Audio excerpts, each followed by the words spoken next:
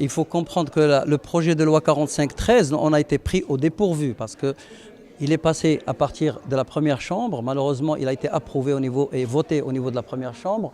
On a appris qu'il est en deuxième chambre que par hasard. Et donc là, on est vraiment, c'est un compte à rebours. On est les derniers jours. Malheureusement, le dernier jour pour déposer les amendements, c'est le lundi prochain.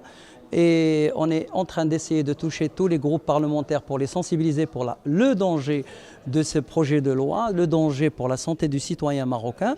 Et ce n'est pas un problème des ophtalmologistes, c'est un problème du citoyen marocain qui ne va pas être protégé et qui va croire que chez un opticien, dans un magasin, il va bénéficier d'un examen clinique parce que le citoyen ne peut pas faire la part des choses entre un opticien, un optométriste ou un ophtalmo qui a fait des études de médecine, alors que toutes les autres voies, ce sont des filières scientifiques dans des universités, des facultés de sciences et non pas de médecine. C'est des gens qui n'ont jamais touché un patient, c'est des gens qui n'ont pas de pathologie, qui n'ont pas appris la pathologie.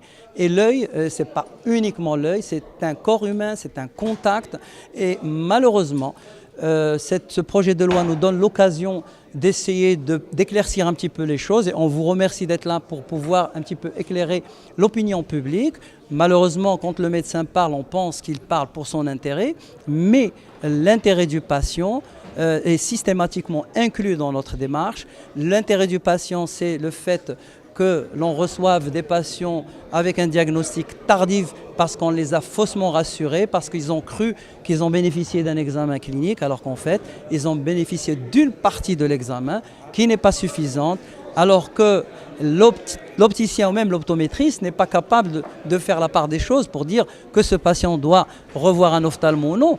Quand il va lui dire qu'il va revoir l'ophtalmo, c'est que probablement il y a des signes qui sont flagrants, mais nous, on doit agir en amont, on doit agir quand la santé mondiale est en train de travailler au niveau de la médecine préventive. Nous, on est en train de plonger dans la médecine curative qui a montré ses limites à travers le monde.